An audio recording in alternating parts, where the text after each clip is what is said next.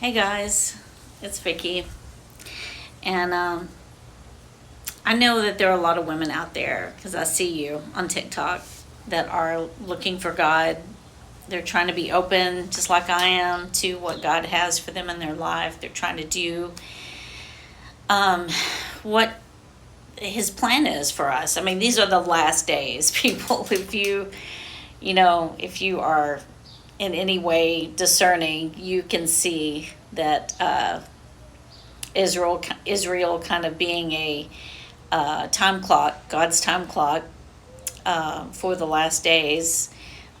For the time of Jacob's trouble is coming, the 7 years. And so, anyway, that being said, don't let me get off on a tangent. So, something has happened to me lately, and it is just that, I have this mission that is definitely from God.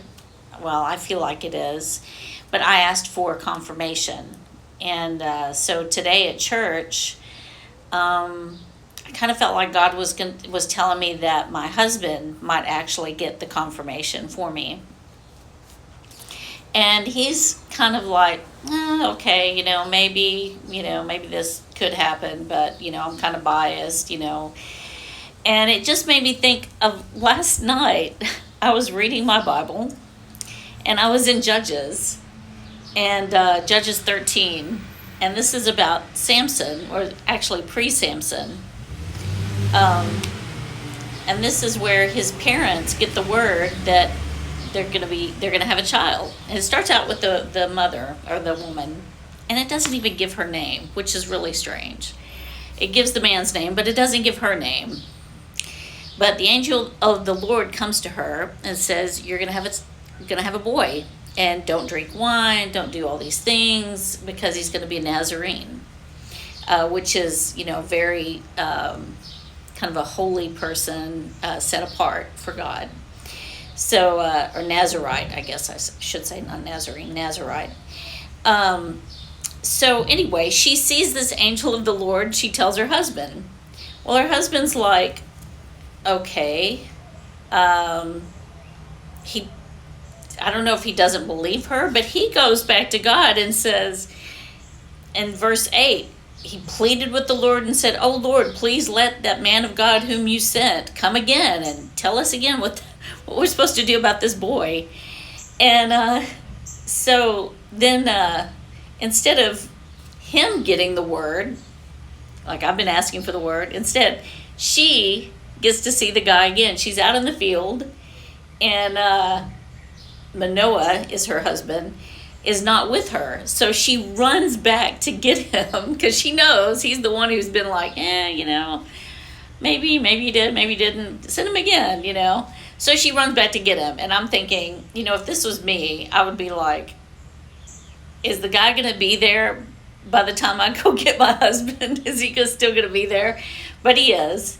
And so the Manoah comes and he says, "Are you the man who spoke to the woman, to his wife?"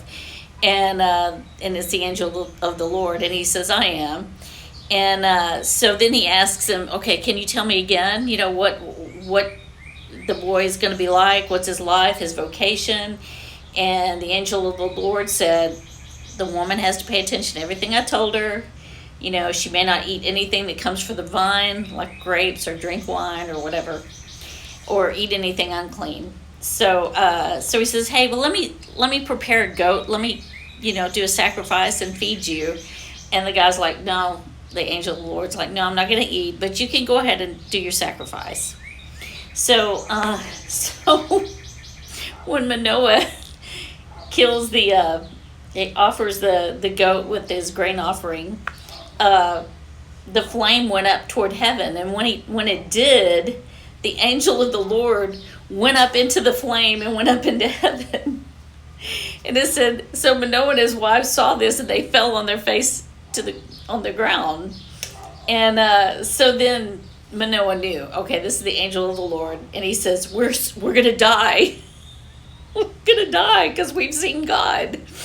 And his wife goes, his sensible wife said to him, "If the Lord had desired to kill us, he would not have received a burnt offering and a grain offering from our hands, nor would he have showed us all these things, nor would he have announced such things as these at this time.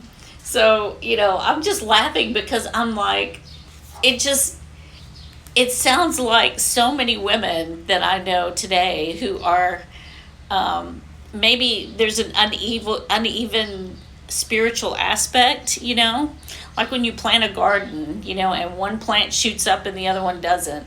I think it's just, these are the kinds of things that happen to us. Not everybody is at the same pace.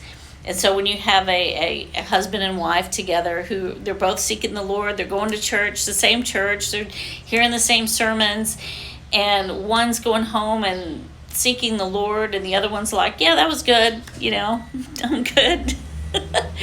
And so I think that's just the way things are.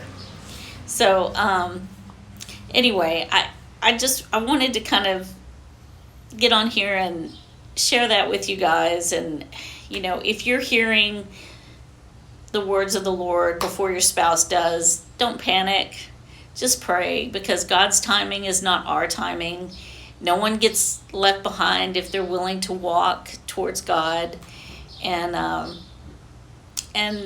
you're not alone. So just keep praying, and we'll be laughing about this like we laughed about Manoah and his wife, for Samson's parents. But anyway, hope you all have a good Sunday. Enjoy your day, enjoy your week, and I'll talk to you soon. Ciao.